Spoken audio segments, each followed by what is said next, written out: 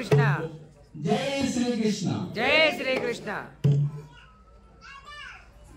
మా గురువు గారు కొంచెం ప్రకటించే మనకి కూడా కొంచెం సహాయ ఉదయం మన మూల కేంద్రం కాబట్టి నా వంతుకు ఒక 5,000 రూపాయలు ఇస్తాను. చెక్ ఇచ్చిపోతాను. ఆశ్రమానికి చెక్ ఇస్తా. మీరు డ్రా చేసుకుని రేపు ఏమని నేను ఆల్రెడీ అకౌంట్ డ్రా చేస్తాను. సంతోషమా? సంతోషంగా ఏం తీసుకుపోయేది లేదు. మొన్న భూకంపం వచ్చింది. మీ ఉన్న దగ్గర నేను ధ్యానంలో ఉంటున్నా. మాయ వండుకున్నట్టుంది. నాకు అనిపించింది ఆంగ్లేసింది కర్రీ కంటే భూకంపం వచ్చిందని. అప్పుడే న్యూస్లో వస్తుంది భూకంపం వచ్చిందని. ఏం తెలియదు కన్నుస్తున్నా అట్లా అట్లనే బాధ లేదు. అందుకు నవ్వుకుంటున్నా. సంతోషము సగము బలం మనిషికి. ఇప్పుడు నాకు 5,000 ఇచ్చినాయి కదా, నాకు ఎంతో సంతోషం. తృప్తి. ఎందుకంటే ఎన్నో రోజులు మేము బాధపడేది. సార్ శిష్యుని నేను సార్ ఈ ఆశ్రమం పేరు పెట్టుకున్నాను సార్. ఎన్నడూ బాగుపడితే ఎంతోమంది భక్తులు ఎట్లా కూర్చుంటారు దీన్ని ఎట్టేయటం అంటే ఇప్పటిది అది మహానుభావులు నిర్వాహకులంతా కృష్ణ ప్రభు యొక్క లక్ష్మణ దాసు యొక్క తపస్సు చేత మనందరం ఇక్కడికి వచ్చాం కాబట్టి జై శ్రీకృష్ణ. జై శ్రీకృష్ణ. చిన్న నామ సంకీర్తన. ఓం నమో భగవతే వాసుదేవాయ. ఓం నమో భగవతే వాసుదేవాయ. ఓం నమో భగవతే వాసుదేవాయ. ఓం నమో భగవతే వాసుదేవాయ. ఓం నమో భగవతే వాసుదేవాయ. ఎప్పుడన్నా చాలా కష్టం. నోరు నోపంగా హరికీర్తి నుడుబడేని చేతుల అరంగ శివుని పూజింపడేది భక్త ప్రహ్లాదులు అంటాడు. మనకు అలవాటు లేదు కాబట్టి కొంతమంది చాలా మందికి ఉన్నాయి. ఇప్పుడు వచ్చింది కరోనా వచ్చిన తర్వాత నా దగ్గర డబ్బులు ఏం చేస్తావయ్యా, ఒక ఎంఆర్ఓ కిటికీ ఎదుగుతాడు, నేను 12 కాల పొలం కరోనా సరిపోతే నేను ఏం చేసుకోవాలన్నాను. అప్పుడు నాకు దమాకు తిరిగింది. తిరిగి ఇప్పుడు 5,000 స్వామి సన్నిధిలో ఉండి అన్న నీ పండుగ పొలం ఉన్నాయా, నీవు ఏం చేస్తా కరోనా సరిపోతే ఏం చేస్తావు శ్రీనివాస్ రెడ్డి అన్నాడు. అంటే ఇదే కదా నేను పోయాక ఏం చేస్తాం మా ఎక్కడ అనుకొని వస్తుంది సాగర్ తిరుగుతుంది కానీ ఇక్కడ అని అప్పటి నుంచి మనకు తోచినంత ఇస్తుంది. అందుకే చాలా భారతదేశం గురించి చాలా మంది మనకు అసలు ఈ భూమి ఎవరిది మనది కాదు. భారతదేశం ఎంతో మంది మహానుభావులు ప్రాంతాగాలు వాడు సంబంధించి గొంతు కోసం చచ్చిపోయినాడు. భగత్ సింగ్ గారిని చంపలేకండి, ఊరి స్తంభాన్ని పెట్టిస్తారు. బాగా వినండి.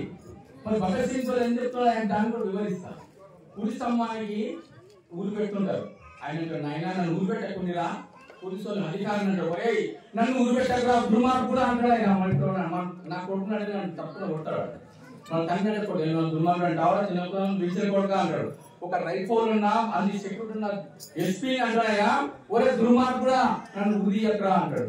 అరే ఒరే ఊరి తమ్మ మీద ఊరు పెట్టుంటే కూడా నన్ను ఎంత దేశభక్తి మన భారతదేశం మన అటువంటి మహానుభావులు త్యాగశీల ఈ భారతదేశాన్ని సంపాది మన స్వతంత్రాన్ని సంపాదిస్తున్నారు.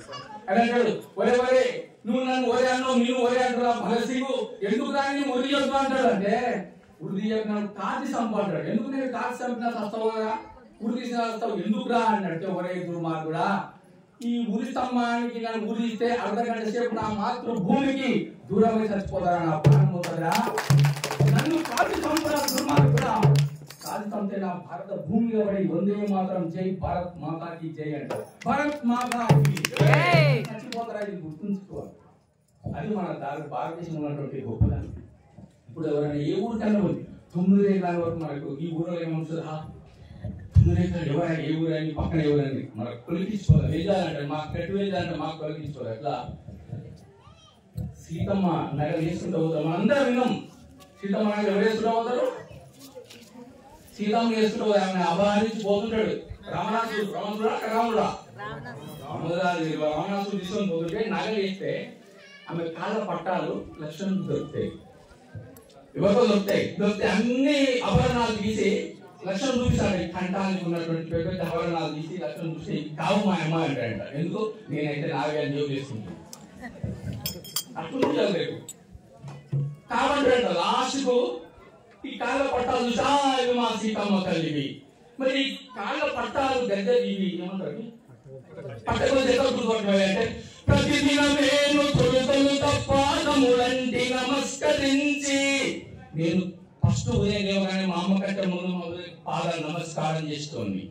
ప్రతిదినమేను తొలుతొలుత పాదములంటి నమస్కరించి నీ పాదాలు నమస్కరించుకోండమ్మా. అందుకే ఈ పాదాలు నమస్కరిస్తా తొలుత నా తల్లి పాదాలు నమస్కరిస్తా కాబట్టి నేను దీన్ని గుర్తుపట్టుకుంటాను. అందుకే ప్రతి ఒక్కరు ఇక్కడ నుంచి పోయేటప్పుడు ముక్కొని పోయి మన యొక్క చేసుకుంటా పోతే ఒక నిమిషం ఉందా. మనము సెల్ ఫోన్ రోజు 8 నిమిషాలు మాట్లాడితే ఎక్కువ మాట్లాడారు. ఆవిడ ఒక చేయి చెప్పండి ఒకసారి. ఎంతసేపు మాట్లాడతామండి?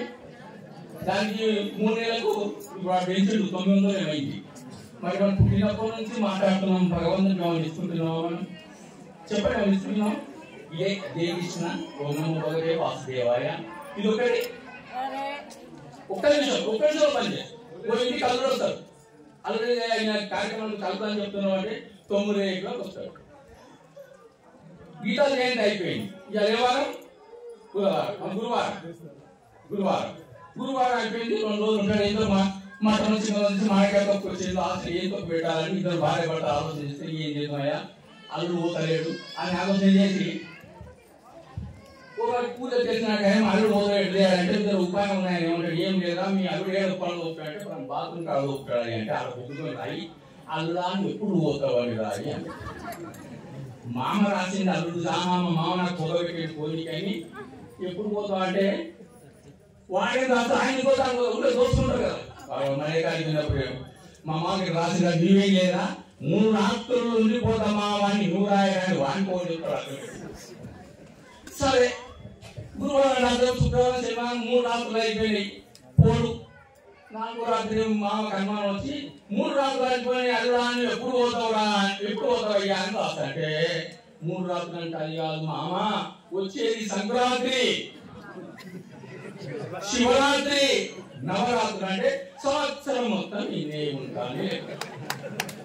అన్ని ఆశ్రమాల్లో మనం ఉపయోగపడకుండా ఆ అల్లుడు ఎక్కడ పాసుకొని పోయిందో ఈ ఆశ్రమంలో మన మనసు పాసుకుపోయి మన భగవన్నామ చూసి రోజు ఇలా మొక్కినట్టు ఎంతో పవిత్రమైంది. కాబట్టి మీకు అందరికి నమస్కరిస్తూ నమస్కరిస్తూ అవకాశం ఇచ్చినటువంటి అందరికీ నిర్వహణకు ముందు అన్నదానం వారికి మీకు అందరికి నమస్కరిస్తూ ఓం నమో భగవతే వాసుదేవాయ.